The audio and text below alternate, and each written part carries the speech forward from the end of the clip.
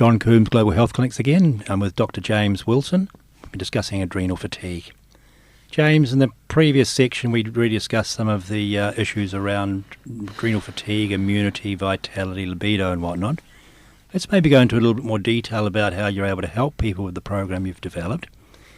And maybe you could discuss the quartet that you spent a lot of time developing and how that might work for the average person who's suffering from fatigue, low libido, and depression, things like that. Okay, John, thank you. Yes, what I wanted to do when I wrote the book, Adrenal Fatigue, the 21st Century Stress Syndrome, is that I wanted to make it so that it was as easy as possible for people, because the book is designed to be more of a self-help.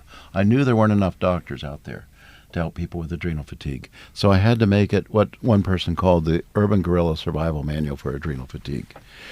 And so I wanted to have everything someone needed. Now, I realized that was unrealistic because a lot of people need physicians to help them. And I would definitely prefer that they had a physician helping them. But not everyone can find a physician. So the book is designed as a general self-help. In the book, there's a questionnaire I used for almost 20 years in my practice that asked someone to diagnose, and it's a self-grading questionnaire. So the patients would sit in my office and grade it themselves and then hand me the results. And I would see that they scored 95 or whatever they scored on it. And I would know if they had mild, moderate, or severe adrenal fatigue. So at the first part, I got into using more and more supplements. As I said, I was trying everything. Yep. And sometimes I'd have people taking 23 to 27 products. And then I had to make a chart of when to take what, and don't take this with this, and don't take this one with food, but take this one. And it was driving me nuts and driving them nuts. And so finally, I spent about a year going over and condensing and doing more research and trying them out, and I got it down to 4. I've got one that was going to rebuild the glands, the hypothalamus, pituitary, adrenal, and gonadal, because those were the most important ones, and they're the ones that have to do with the stress. The second thing is I needed something that would raise the hormone levels. And so I did the research and found all the nutrients I could find that would help the adrenal cascade, which is a very complex and difficult cascade to make the hormones. It's very complicated. I can't get into it in detail, but it's extremely complex. And I was able to find nutrients, and sometimes the nutrients had to be in much different proportions than I found them in other dietary supplements. And so I got this, and then after I got the way to get the hormones elevated in the people, and not high, just going back toward normal again, then I realized the adrenal gland needs a lot of vitamin C. The difficulty is people with adrenal fatigue are already too acidic, and a vitamin C is mainly ascorbic acid.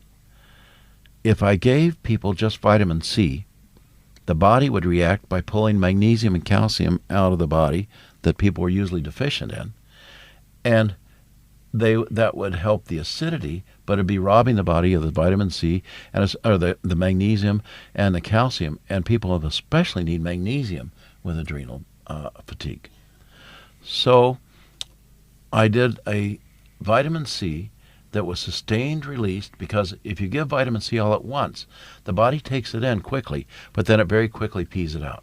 Because the kidneys have learned to recognize anytime something comes in too big a quantity, it's probably toxic, so you better get rid of it. So we get what we call a peak valley if you watch the serum levels of vitamin C. You get an immediate rise of vitamin C, but then the kidneys kind of overreact, and they over-secrete the amount of vitamin C out of the system. So I made a sustained release vitamin C that would go on for about 3.5 hours before absorption. And then I pH balanced it, not by using cheap bicarbonates, but by using the minerals that are needed for the adrenal cascade to give it even more support. And also, these are part of the immune system, and the adrenal needs a lot of antioxidant protection inside the adrenal gland. So specifically, manganese and magnesium, copper and zinc went in to balance the vitamin C, the ascorbic acid. And then the fourth thing I did was to make the vitamin C more like it appears in nature with things called bioflavonoids. Every time you see a flower, every time you see a fresh vegetable, and it's got color in it, it's got bioflavonoids in it. And these bioflavonoids are connected with vitamin C, and they work together in nature. And so I put these together in the supplement so we'd have a balanced C that was pH balanced, sustained release, had the bioflavonoids in order to increase the activity of both the vitamin C and the bioflavonoids. And then the fourth thing is we had to balance this hypothalamus pituitary adrenal axis, the stress axis, because if the hypothalamus would continue over respond, it'll continue to drive the adrenal glands. We had to get a way to settle it down and to make this triad work really well. So I found 4 herbs. There was licorice, ashwagandha, Eleutherococcus sinocosus, and maca. And those 4, when they were proportioned correctly, help the body settle down, help people sleep better, feel more relaxed and calm during the day, and balance that HPA axis. So now we have this combination. One that would rebuild the gland and take care of that was a glandular extract. That would help have the building blocks to rebuild that gland, because the damaged pieces are why the adrenals couldn't put out like they needed to. We repair the damage. We could have the nutrients that would recreate the normal hormone pattern. We'd have the vitamin C that would act as an antioxidant, add to the repair, and be used in the adrenal like it's supposed to. And then we finally have the balancer of the HPA axis, the hypothalamus pituitary adrenal axis, in the 4 herbs. So someone feels, at the end of the day, they feel calm but energized and balanced, and they can carry on life like that. Now, do they get healed the first time they take it? No. It takes a while. And with most people with adrenal fatigue, it takes up to 2 years. Many people take 6 months, and most of the time it takes a year or so, and it can take up to 2 years if they have severe adrenal fatigue. That doesn't mean they don't feel better. They start feeling better usually about 3 weeks to 4 weeks, sometimes 6 weeks. But they usually start feeling some better, and then this thing goes away. Like I had a woman write me the other day, and she says, I'm now having occasional good days. She's very early in the program. It's 3 weeks into it. She says, I'm now having some good days, as opposed to not having any good days. And I no longer think about suicide, which is a change for me. What should I do? Well, the response was very easy.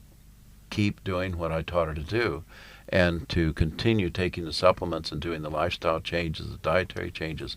And that's what we see. The gradual change, the gradual increasing in energy, the gradual feeling more normal again, the gradual coming back to life again. Because some of these people just feel like they're fading away. I had one woman say, I feel like I am disappearing. I'll never forget that.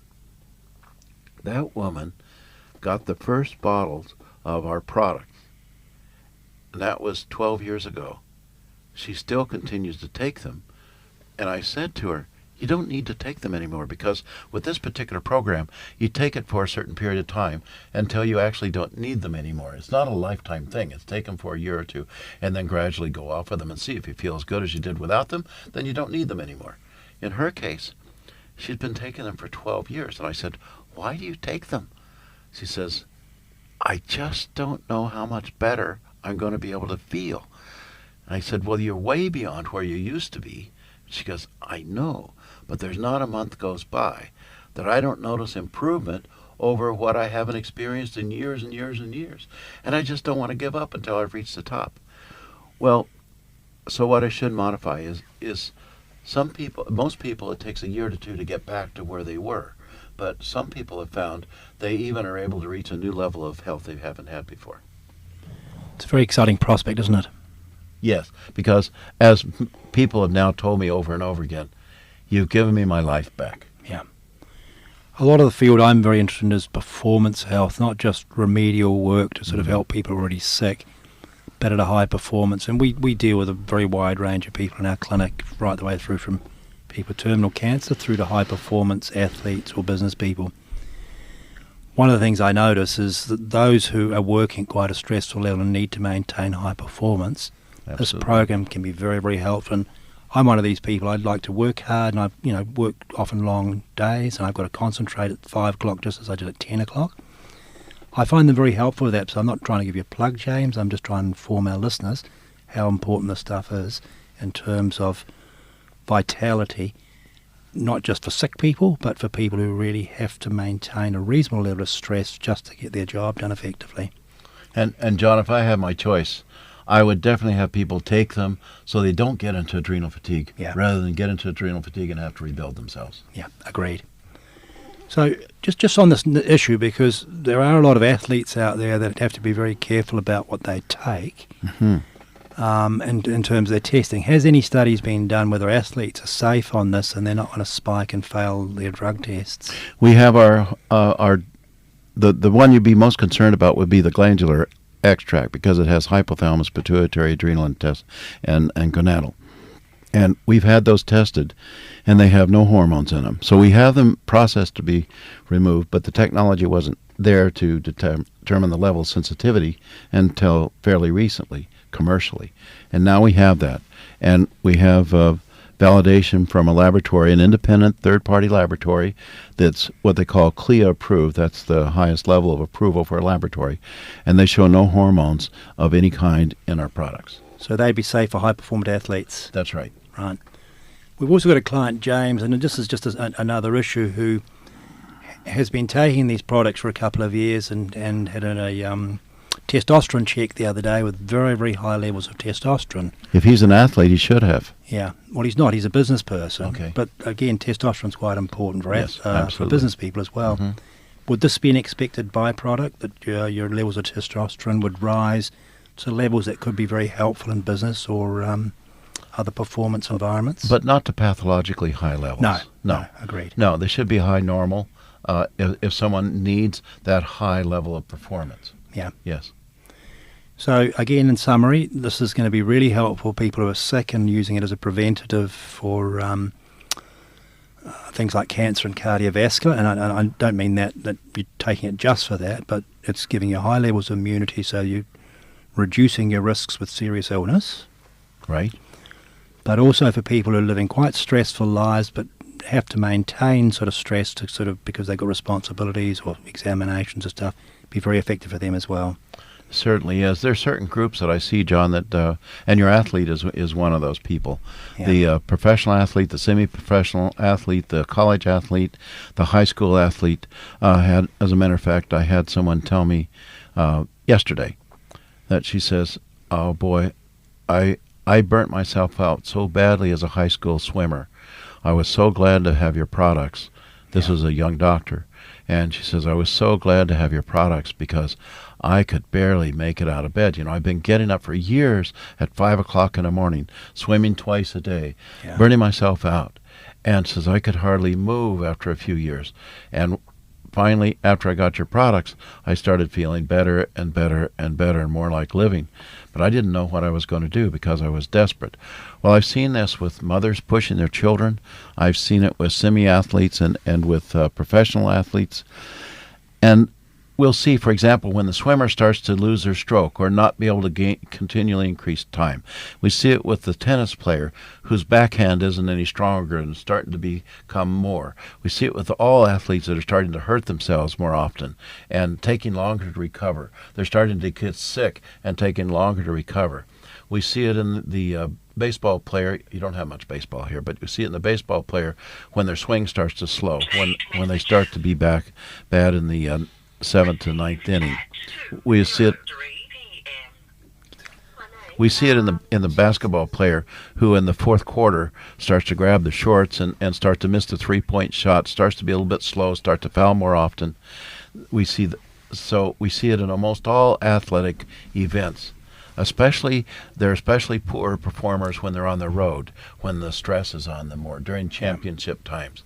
One example I can think of is a fellow for one of the national basketball tournaments that before the basketball game went out and hit 17 three-pointers in a row when they were warming up. During the game, he was 1 for 14. Once again, the stress got to him. His adrenals failed him. He wasn't able to perform like he needed to. And so this poor man eventually went on to be a professional basketball player, but he suffered for that for years because he let his team down and they lost by 2 points. Yeah. So there's a lot of people. We've covered the business person and the people with athletic performance, stuff like that. Mothers. Working mothers are under a tremendous amount of stress these days, and I don't think many men understand the type of stress that women go through as a primary caregiver. And they'll usually come home from work and they will do twice as much housework as the man, even though they've done a full-time day's work. How would this be for working mothers? If there's a trophy that can be given out, it should be given out to mothers, and especially single mothers. Yeah, agreed. They have the hardest and most thankless job that there can be. And at the same time, they have the least support in many cases. It's a very difficult situation with single mothers, and along with other several groups. This is Kenneth Stevenson, who's a doctor who now lives in New Zealand, who used to live in the United States, said, a mother works 8 to 5, and then she starts her second job. Yeah. And that's exactly it. The mother comes and she starts her second job when she gets home, and it's relentless because she's also the one up with the child that when they're sick at night, the child that can't go to sleep, the one that has a bad dream, the mother that has to take care. She's the one that worries about her child. And I'm not saying the fathers don't. It's just the majority seems to fall upon the mother.